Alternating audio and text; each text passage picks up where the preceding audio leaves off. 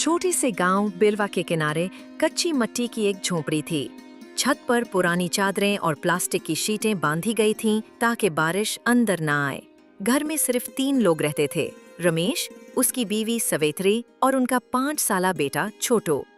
रमेश खेतों में मजदूरी करता, लेकिन कई महीने से काम कम था और पैसे वक्त पर ना मिलते थे। शाम को थका हारा लौटता तो सवेत्री की उदास आंखों में सवाल होता। आज कुछ लाए हो? एक रात रमेश ने खाली हाथ आकर सवेत्री के सामने चुपचाप बैठकर सर झुका लिया। सवेत्री ने नरमी से कहा, मैं जानती हूँ तुम दिन भर मेहनत करते हो, लेकिन रमेश, सिर्फ मेहनत से पेट नहीं भरता, हमें कुछ सोचना होगा।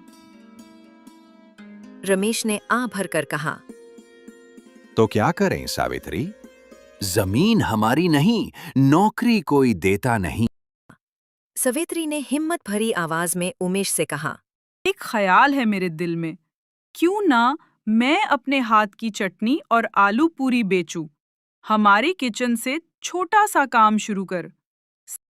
रमेश ने हैरानी से बीवी को देखा। वो दुबली पतली औरत जो दिन भर रोटियां बेलती, बच्चे को संभालती, क्या अब बाजार भी जाएगी? लेकिन उस रात रमेश को नींद नहीं आई। सुबह उसने अपनी पुरानी साइकिल निकाली और करीबी शहर से एक लकड़ी की रेली खरीद लाया। रमेश घर पहुंचा और सवेत्री से मुस्कुराकर बोला, सावित्री, तुम जो चाहती थी, आज से वही करेंगे। सवेत्री की आंखों में नमी आ गई।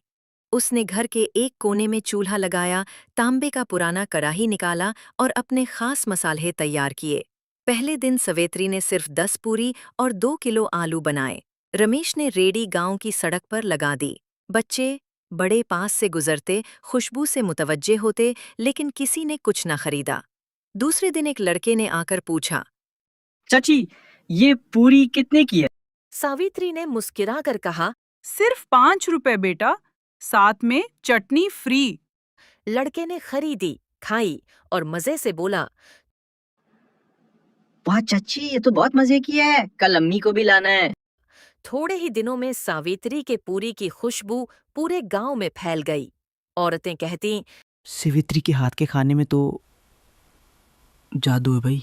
रमेश अब फख्र से रेढ़ी खींचता और शाम तक सारी रेढ़ी खाली करके घर लौटता।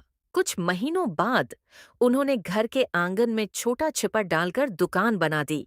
सावित्री ने रमेश से कहा, रमेश, याद है, यही वो किचन है जहां मैं पहले रोती थी।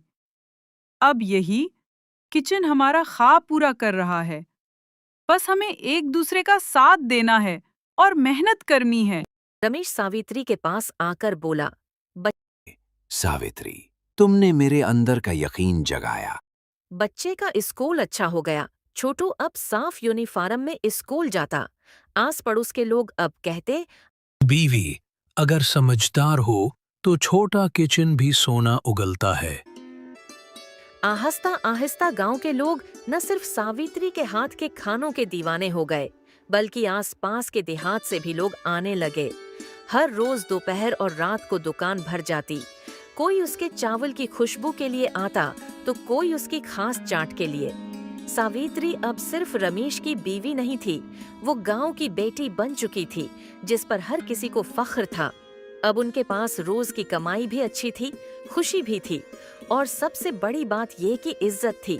गांव का हर बच्चा जानता था कि सावित्री की दुकान सिर्फ खाने की जगह नहीं, बल्कि हौसले, मोहब्बत और मेहनत की खुशबू से भरी एक कहानी है।